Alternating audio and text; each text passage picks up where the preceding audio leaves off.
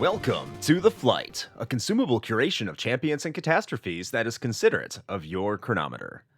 It's the Retro Hangover Flight, and it is me, Chris, and I am here today with the infamous Dick Dragon himself, Ooh. Shane Koski. Nice, How you doing? nice rolled R. It was very cultural.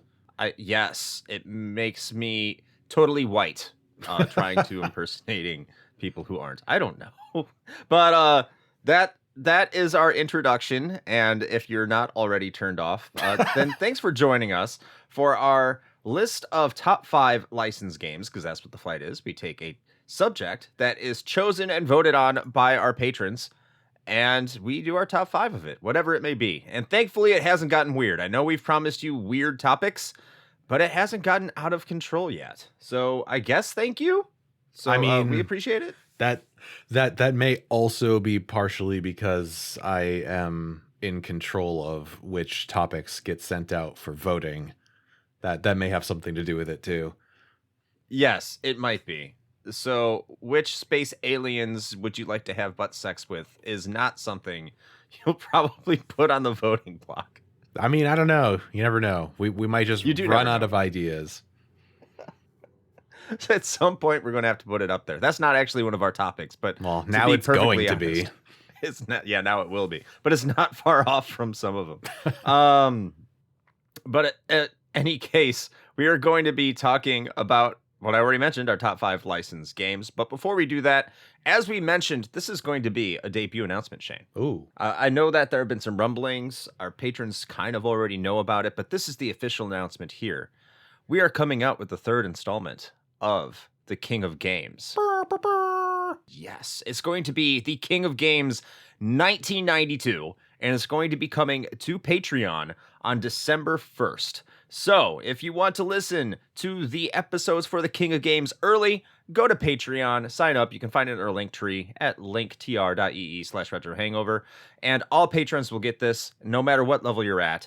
So, come by and listen to it. It's a big project.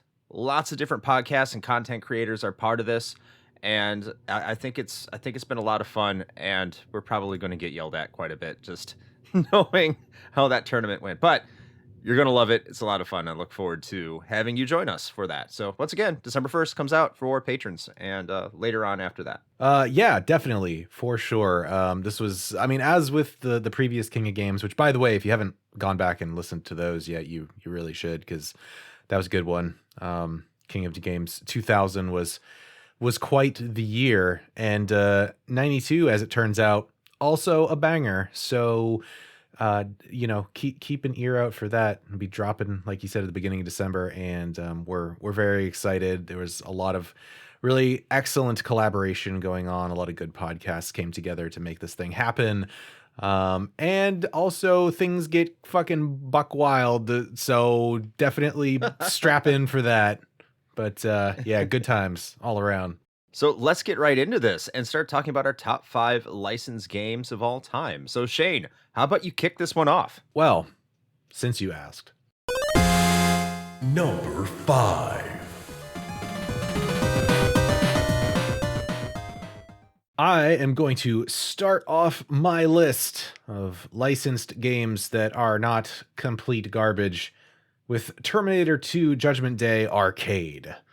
You know what's funny is in my sort of research for this particular episode, because I needed to jog my memory of some of these things, this one didn't come up at all, and I am ashamed of all of you, mostly YouTubers, for not even talking about this, because this game was hella fun, and I have a lot of personal fond memories of it. I think I've related this story before on the show, but there was the one bowling alley that we had in my hometown, and they had a Terminator 2 arcade cabinet for quite a long time. So it sort of became part of the ritual every time we went bowling over there, for me to at least get 1 or 2 games of T2 arcade.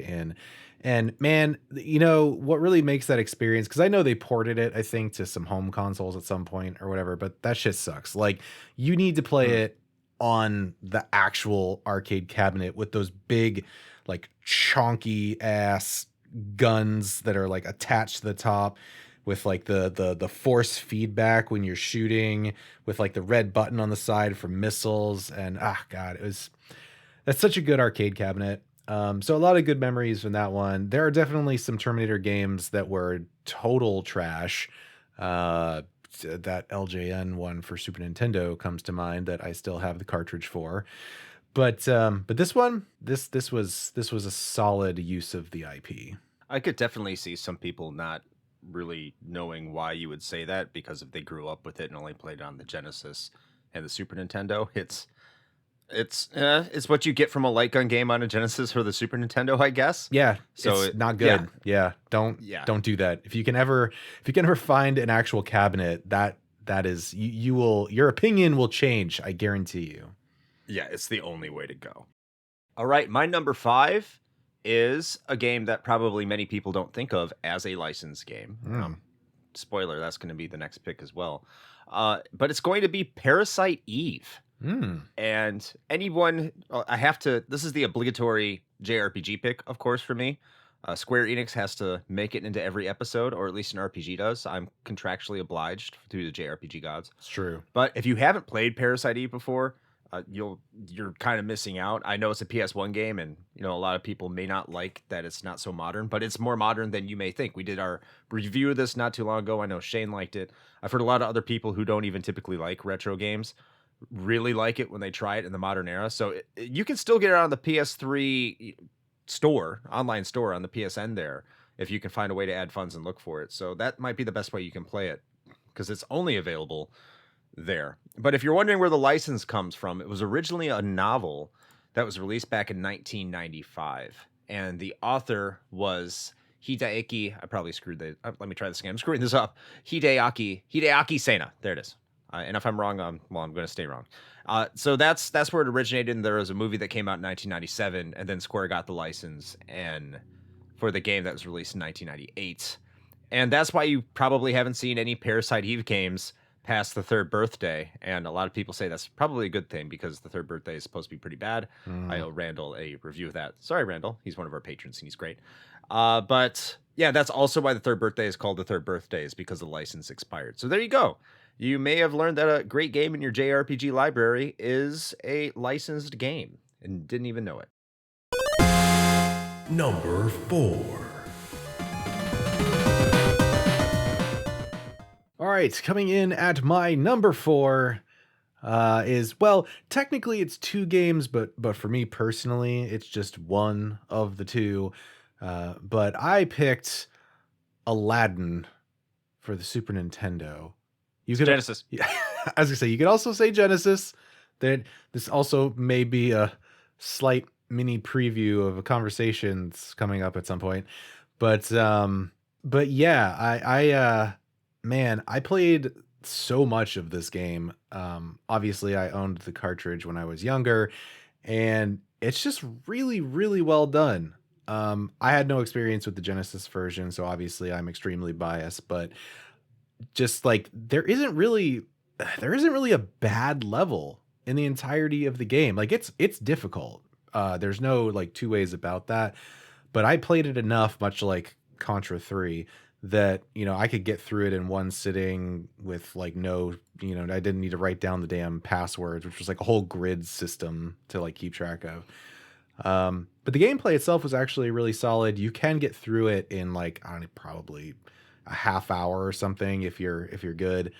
And each of the levels were very distinct, and it also changed things up a lot too. You had like the carpet escape level from the Cave of Wonders. Later on, you had like the genie level, which was very vertical, where a lot of the other levels are mostly horizontal with a little bit of verticality, but that one was like almost entirely vertical, which was a really cool change of pace. And then the boss fight at the end with like the big ass snake Jafar was always a good time. And yeah, it was just a really great use of a Disney property that don't always necessarily get that kind of treatment. Lion King comes to mind because it's a visually well put together game, but that game is also cheap as fuck as far as difficulty goes. So yeah, Aladdin for Super Nintendo is my number 4. So my number 4, as promised, this was gonna be a game that you probably didn't know was licensed. I think I may have mentioned this on the show before, but I'm not sure. But my number 4 game for licensed game is Blazing Lasers for the TurboGrafx 16. You might be Huh. asking, what game what license is Blazing Lasers based off of? Well, good question, dear listener. Well, for those of you who did not know and care, the license is based off of is a movie in Japan called Gunhead, which is Gunhed, which is also the name of the Japanese release, and it was a movie that was pretty much released concurrently with the game in July of 1989. I don't know how closely related they are, and I don't really care because Blazing Lasers is a fantastic game. I need to go watch the movie because I love the game so much. I don't have high hopes for it, if I'm being honest with you. But the fact that it produced an amazing game, one of my favorite shmups of all time, if not my favorite shmup ever made, it's definitely a licensed game that has earned its credentials for being a good one, even if no one knows it's actually a licensed title. That is impressive. I had no idea that was the case. Who would? I mean, we never got Gunhead here in the States, and obviously the name of the game wasn't Gunhead, and even if it was, I don't think anyone would have known. True. So there you go. All right. Number 3. Well, moving on to the smack dab in the middle of my list of surprisingly decent licensed games. One might assume, if you've heard me talk at all on this show, that this would have been a little bit higher. But I think when you hear my top 2 picks, you might understand why it's here. But I went with Kingdom Hearts. So, kind of, I guess, staying in the same vein as Disney licensed properties is concerned. This one, I mean, of course, from just becoming a giant franchise in its own right and having a pretty huge fan base, myself included, even though we understand that the lore is a complete clusterfuck. But Yes. by and large, they're pretty good action RPGs. And at the time, it was a very novel thing to have Disney characters mixed with Square Enix characters and a brand new set of characters all kind of thrown together, and somehow it actually worked surprisingly well. And it was also viewed at the time as a huge risk, I think, on all fronts. And fortunately, it turned out for the best, and so we kind of are where we are now. But yeah, so I wanted to include that here. You might be surprised, and I'll talk a little bit more about this, I think, towards the end of the episode, maybe as like a pseudo honorable mentions thing. But I had some other games on this list that would have taken these spots, but then I realized that I wanted to A, not be super predictable, and B, wanted to pick games that were very important to me personally, rather than just like what I thought were the generally accepted, like, good licensed games. So that's why my list actually changed significantly in the course of my decision making. But Kingdom Hearts ultimately lands smack dab in the middle at number 3.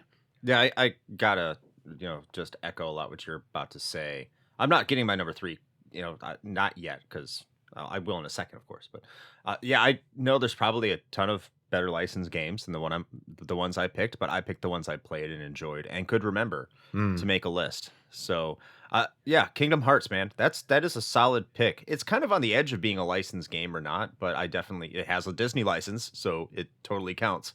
And it is a good game. I like the first Kingdom Hearts. Probably talking about it a lot better than we did in our episode, but you should go listen to that because we did cover it. Well, I figure if you can pick Parasite Eve, then I can pick Kingdom Hearts. Oh, absolutely. You pick Kingdom Hearts. You'll at my number 2 pick, you're going to say, yeah, it's the same thing. I'm going to be like, yes, it is. You're absolutely correct. But Okay. all right, so my number 3 pick is a kind of, I don't know, a pick that everyone nowadays would probably see coming a million miles away from pretty much anyone who talks video games. This is your corporate answer.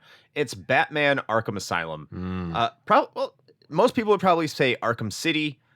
I like Asylum a little bit more than City. I do think City is a good game, but I do like the compactness of Asylum versus City. I like having more restrictions. I like having more barriers and everything like that, and just having a more cohesive experience in my mind. I'm not a big open world guy. is what I'm trying to say.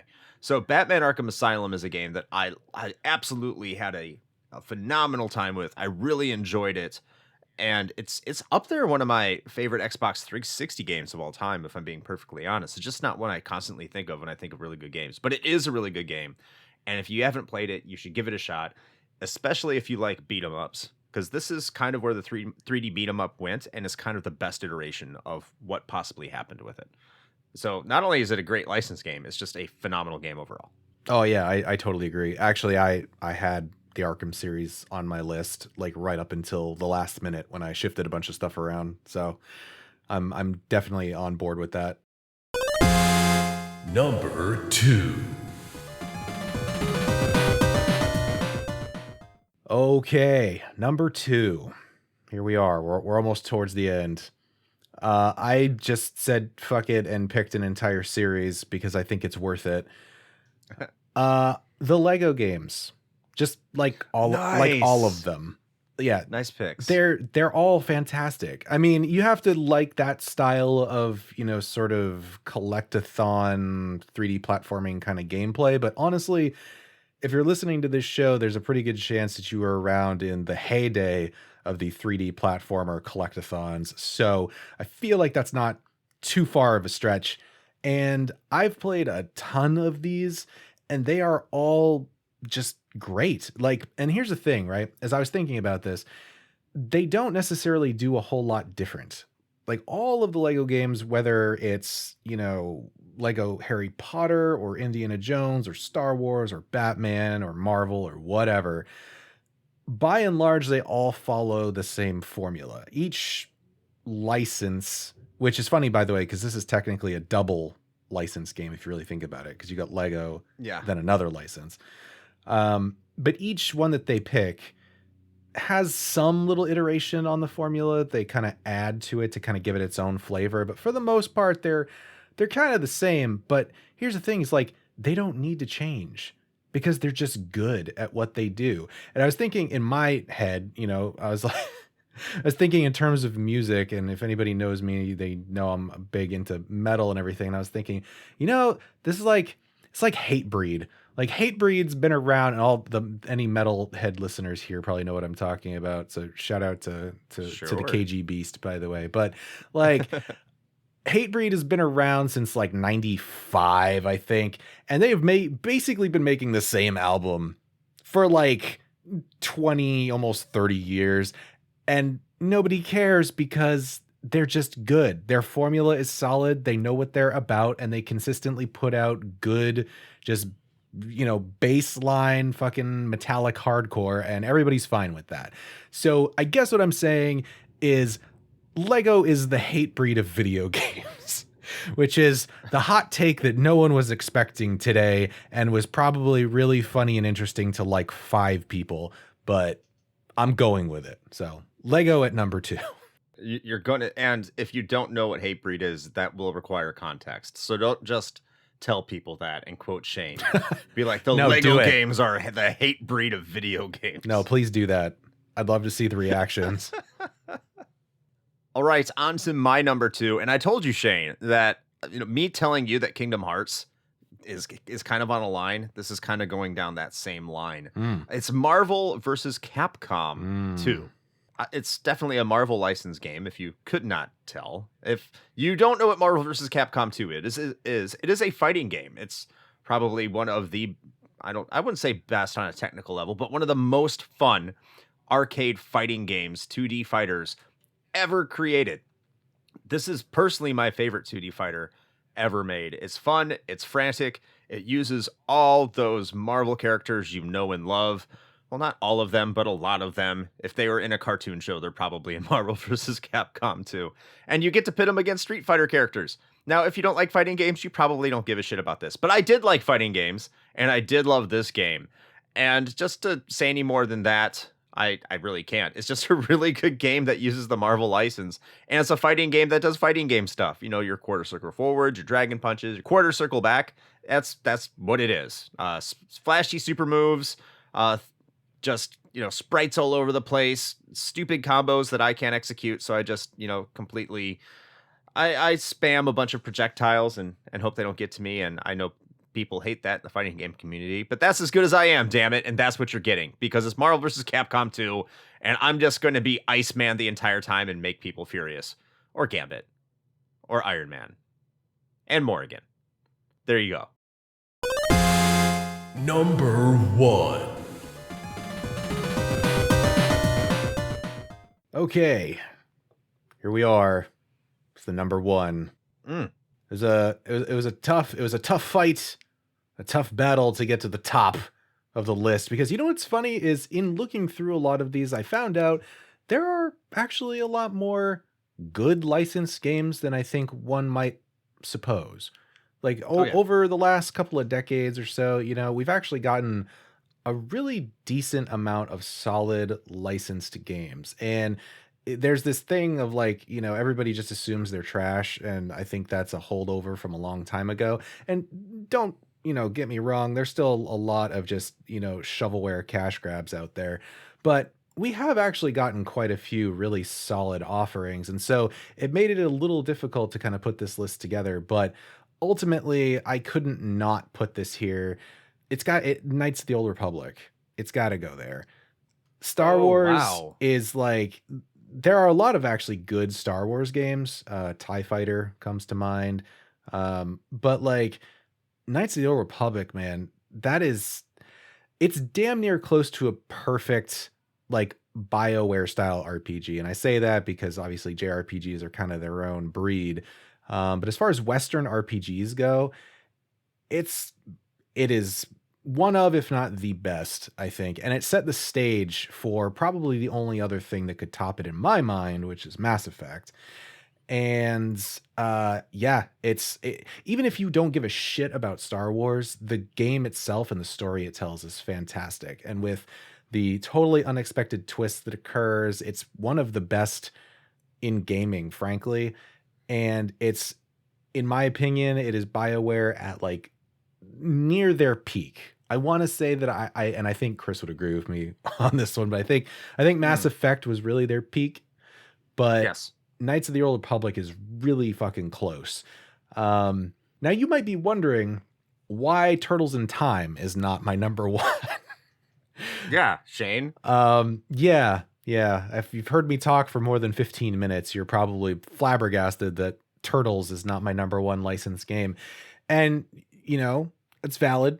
But that was a conscious choice on my behalf, because if you've been listening to this show long enough, then you could have just expected that. You were going to guess it, and that doesn't make for good content. So I purposefully removed a couple of things, actually, Ninja Turtles and GoldenEye, from my list. For that reason. Because are they good? Yes. Are they in my top licensed games? Yes.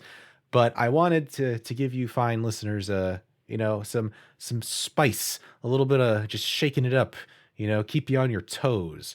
So if anything, I guess they can go into my honorable mentions. But yeah, Knights of the Old Republic, man, it's a hell of a game. So I'm going to tell you, fuck your content, because my number 1 is Turtles in Time. Well, somebody got it. So I do agree that GoldenEye doesn't deserve to be on this list, because the other day I took it to the restroom and it worked far better as a shit collector than it did on my N64, at least as of recently. I feel that's a little harsh, but all right, yeah, probably pretty accurate. But yes, it's Turtles in Time for me. This is probably my second favorite beat 'em up of all time. I don't want to reiterate the Streets of Rage 2 is my favorite, but there, I just did it. Look, every kid loved the Turtles back in the late 80s, early 90s, and this is one of those games that did the license justice. And at the time, it was really, this was the heyday of the Turtles having good games, actually. Yeah. All 3 of them. The arcade game, and then, well, the Manhattan Project I haven't played, so I'm not going to speak on that. But yeah, the arcade game, Turtles in Time, and the Hyperstone Heist. Hyperstone Heist is pretty much, you know, that game that is, it's there. It's Dollar General Turtles in Time. There. There it is. That's not an accurate statement. It's kind of like they were like, hey, Sega Genesis owners, We here at Konami know you exist. And here's a game that's kind of like it. But that's why Turtles in Time is a better product than Hyperstone Heist. It's far better than its arcade release. And I can still play this game and I still love it. And that speaks a lot to the overall quality of the game. And what can I say? It's my number one licensed game here for a reason. It's really damn good. It's really fun today, especially if you like the old school beat 'em ups. You could say it really doesn't compare to the more modern ones, and I would hate to agree with you, but because this is one of those games I played a lot back in the day as a child, this is one of my go-tos if I ever just want to play a game. So Turtles in Time, it's really easy. It's a really easy pick for me. No cap for real, as the kids would say. I wouldn't lie to you about my picks, unlike certain people, but that's okay because. I don't know where I'm going with that because I don't care about predictability. Damn it! You wanted a list, you got it. My number one pick's the Wii U. No, I'm just kidding. it's Turtles in Time. I mean, it's a good pick. I like it. Yeah.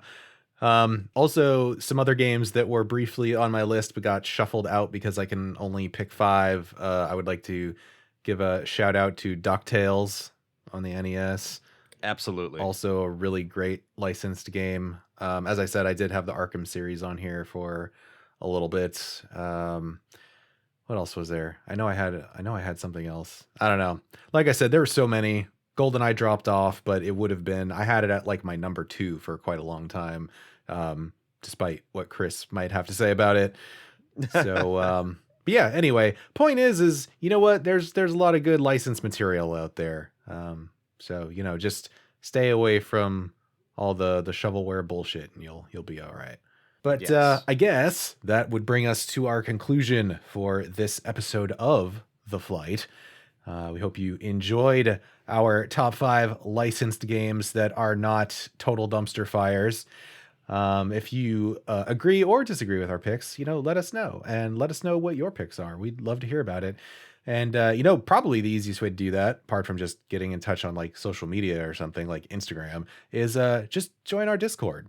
It's a good time. There's a lot of people in there. We're chatting like all day, every day. And we've got things like the monthly high score challenge going on, which as the time of recording of this, we are voting for the new game of November. So there you go.